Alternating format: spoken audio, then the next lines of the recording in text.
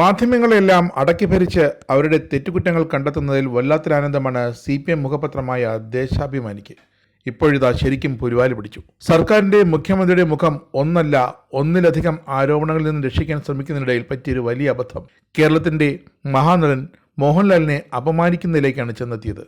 കവിയൂർ പൊന്നമ്മയുടെ നിര്യാണത്തിലെ അനുസ്മരണക്കുറിപ്പിനിടെ നടൻ മോഹൻലാലിന്റെ ഇപ്പോഴും ജീവിച്ചിരിക്കുന്ന അമ്മ ശാന്തകുമാരി അമ്മ മരിച്ചെന്ന തെറ്റായ വാർത്ത നൽകിയാണ് ദേശാഭിമാനി ഇതാ വീണ്ടും കേരളത്തിന് മുന്നിൽ അപഹാസ്യരായത്.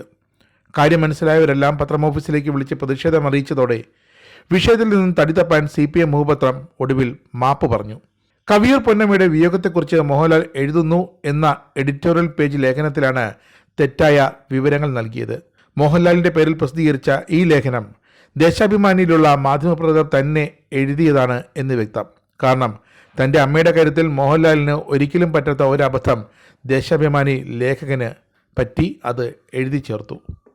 മോഹൻലാൽ എഴുതിയതെന്ന് പറഞ്ഞ് നൽകിയ ലേഖനത്തിലെ ഒരു വരി ഇങ്ങനെയാണ്: 2 പ്രിയപ്പെട്ട അമ്മമാരിൽ ജന്മം തന്ന അമ്മ നേരത്തെ യാത്ര പറഞ്ഞു പോയി. ഇതാ ഇപ്പോൾ അത്രമേൽ ആഴത്തിൽ സ്നേഹിച്ച സിനിമയിലെ അമ്മയും വിട പറഞ്ഞിരിക്കുന്നു എന്ന്. എന്നാൽ ഇതല്ല സത്യാവസ്ഥയെന്ന് കേരളത്തിന് മൊത്തം അറിയാം. മോഹൻലാലിൻ്റെ അമ്മയായ ശാന്തകുമാരി അമ്മ ഇപ്പോഴും ജീവിച്ചിരിപ്പുണ്ട്. ചികിത്സയുടെ ഭാഗമായി അവർ നിലവിൽ കൊച്ചി ഇളമക്കരയിലെ വീട്ടിൽ താമസിക്കുന്നു. അടുത്തിടെ മോഹൻലാൽ തൻ്റെ അമ്മയുടെ ജന്മദിനം ആഘോഷിക്കുന്ന ഫോട്ടോയും സമൂഹ മാധ്യമങ്ങളിൽ പോസ്റ്റ് ചെയ്തിരുന്നു. ഇതുപോലും അറിയാതെയാണ് CPM മുഖപത്രം മോഹൻലാലിൻ്റെ അമ്മയെ ഇങ്ങനെ മരണപ്പെടുത്തിയത്. വ്യാജ വാർത്തയിൽ സോഷ്യൽ മീഡിയയിലടക്കം പ്രതിഷേധം ശക്തമായതോടെ ദേശാഭിമാനി ഒടുവിൽ വിഷയത്തിൽ മാപ്പ് പറഞ്ഞു.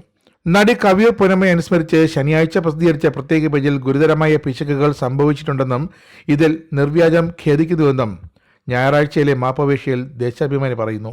തിങ്കളാഴ്ച ദേശാഭിമാനി പറയുന്നത് മറ്റൊന്നാകാം. പത്രത്തിലെ വാർത്തയിൽ തങ്ങൾക്ക് പറ്റിയ അബദ്ധം മനസ്സിലാക്കി ലേഖനത്തിന്റെ ഓൺലൈൻ പതിപ്പിൽ കഴിഞ്ഞ ദിവസം തന്നെ ദേശാഭിമാനി മാറ്റം വരുത്തി രക്ഷപ്പെട്ടു. പക്ഷേ കേരളമറിയുന്ന ഒരു നടന്റെ പേരിൽ വ്യാജമായി അനുസ്മരണ ലേഖനം വരെ തയ്യാറാക്കുമെന്ന് തെളിയിച്ച ദേശാഭിമാനിയാണ് മറ്റ് പത്രങ്ങളുടെ സദാചാര ബോധത്തെക്കുറിച്ച് വാദോരാതെ ഇപ്പോൾ പ്രസംഗിക്കുന്നത്.